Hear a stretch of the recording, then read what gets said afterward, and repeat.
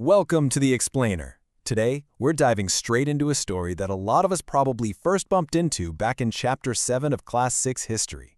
We're talking about Ashoka, the emperor who literally gave up war. But, we're going to look way past those standard textbook basics today. History is usually just this endless list of battles, right? Empires rising and falling through absolute violence. But this story, it completely breaks that mold. We're going to see how one man's massive change of heart at the absolute peak of his power literally altered the course of history and set up a moral framework that outlasted his empire by thousands of years. Let's actually start with something you probably see every single day. Just think about the loose change or the notes right in your pocket. Have you ever wondered about the history behind those 4 roaring lions? Because they aren't just some random modern emblem. Those lions actually trace their roots back over 2,300 years. They were originally carved out of finely polished stone and placed on top of this massive pillar at Sarnath. And the guy who gave the specific instructions to put them there, yep, that was Ashoka. The fact that we're still using his symbols today kind of gives you a sense of just how massive his impact really was. Now, before Ashoka became this legendary figure of peace, he inherited some serious power. The Mauryan Empire was actually founded by his grandfather, Chandragupta Maurya, over 2,300 years ago. And a quick side note, he was guided by the brilliant strategist Chanakya. From there, the throne went to his son Bindusara, and then finally down to his grandson Ashoka. So Ashoka definitely didn't start from scratch here. He took the wheel of this incredibly massive, well-oiled bureaucratic machine that had been built up over generations. Okay, let's dive into the sheer scale of this empire. It was absolutely massive. You had major hubs like the capital, Pataliputra. Then there was Taxila, which was this crucial gateway to the northwest and Central Asia, and Ujjain, right on the main route linking North and South India. But this wasn't just, a giant plot of empty land. It was this complex web of merchants, officials, and craftsmen. You had farming villages, and deep in central India, forests where people survived by hunting and gathering. We're talking about millions of incredibly diverse people speaking different languages, all under Ashoka's singular rule.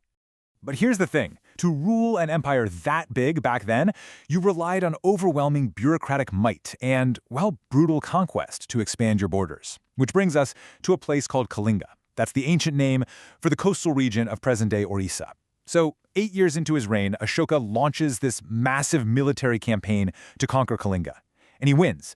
But what he actually saw on the battlefield, it completely shattered him. The reality of ancient warfare was horrifying, and this victory, instead of being this grand moment of triumph, actually became the ultimate turning point of his entire life.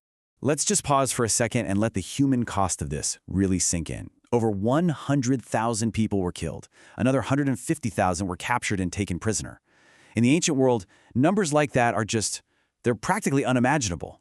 And remember, we aren't just talking about soldiers here. We're talking about everyday people. Brahmins, monks, farmers, people who were just living their lives, being kind to their friends, all suddenly dead or ripped away from their families.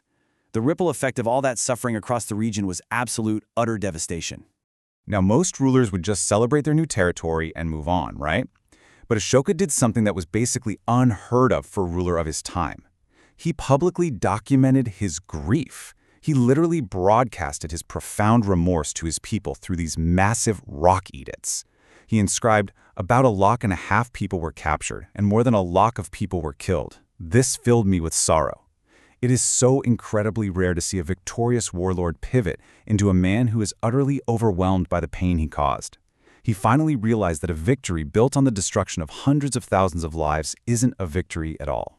And this reaction? It makes Ashoka completely unique in world history. Think about it. Lots of kings have given up war, sure, but usually after getting totally crushed because they literally don't have the troops or resources to keep fighting. But Ashoka, he is the only king in the known history of the world who straight up abandoned military conquest right after winning a major war. He was at the absolute peak of his military power. Literally no one could stop him. And yet, he made this deliberate, conscious choice to lay down his weapons forever, even making sure his son and grandson wouldn't pursue war either. So instead of conquering through brute force, Ashoka decides he's going to win people over through something called Dhamma. Now, Dhamma is just the Prakrit word for the Sanskrit term, Dharma. But we really need to clear up what Ashoka meant by this, because his Dhamma was not a traditional religion. He wasn't asking anyone to worship a specific god or perform the usual animal sacrifices, not at all. It was more of a practical system for moral governance. Inspired by the Buddhist teachings, Ashoka started viewing his subjects the way a father looks at his kids. He felt his profound duty to guide them and to help solve the everyday social conflicts, family quarrels, and religious clashes that naturally pop up in such a giant empire. So the crucial point here is just how practical and grounded these rules actually were. The tenets of Ashoka's Dhamma were built for real everyday life. He talked about being gentle with slaves and servants, which, by the way, was a radically progressive idea for the ancient world. He talked about respecting your elders, treating all living creatures with compassion, and being generous to monks and Brahmins. And honestly, perhaps the most impressive part, he explicitly commanded his people to respect other religions. He basically pointed out that if you're constantly praising your own religion while trashing someone else's, you're actually just doing greater harm to your own faith. It was a brilliant common-sense framework for peaceful coexistence. And this brilliantly illustrates the era we're talking about. The famous Rampurwa bull, for example. It's this finely polished stone sculpture found in Bihar that once topped a magnificent Mauryan pillar. Today, it sits proudly in the Rashtrapati Bhavan as a stunning physical reminder of the incredible artistic skill that flourished during Ashoka's peaceful reign. Turning his back on war definitely did not plunge his empire into some dark age of austerity. Actually, it was the exact opposite. It sparked a vibrant period where high art, culture, and profound moral philosophy all thrived together. But of course, there was a major logistical problem. How on earth do you spread a detailed message of peace and morality to millions of people without the internet, without TV, or even basic widespread literacy? Well, Ashoka got incredibly creative. First, he became the first ruler to take his message directly to the people by carving his edicts onto these massive stone pillars and rock faces all over the empire. But knowing a lot of folks couldn't read them, he appointed a special group of officials known as the Dhamma Mahamata. Their entire job was literally to travel from place to place, read the emperor's messages out loud, and actively teach the principles of Dhamma. And Ashoka's vision of compassion didn't just stop at his own borders, he went totally global. He sent messengers packing to distant lands like Syria, Egypt, Greece, and Sri Lanka just to share the ideas of Dhamma. And back at home, his compassion turned into massive, tangible public welfare projects. He built a vast network of roads equipped with rest houses to help travelers and merchants. He dug public wells so people had clean water.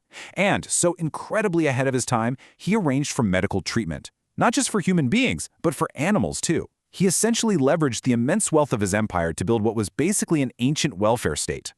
The legacy of all these actions is just so profound, and it echoes loudly even today. India's very first Prime Minister, Pandit Jawaharlal Nehru, beautifully captured this enduring impact. He wrote, "His edicts still speak to us in a language we can understand, and we can still learn much from them." Just think about the weight of that statement for a second.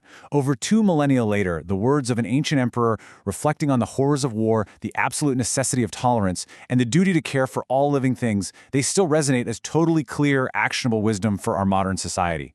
And that brings us to a question I really want to leave you with today. When you look back at Ashoka's 2,300-year-old message, his total insistence on religious tolerance, his deep empathy for the less fortunate, and his absolute rejection of violence as a means to power, which part of his legacy do you think our modern world needs the most right now?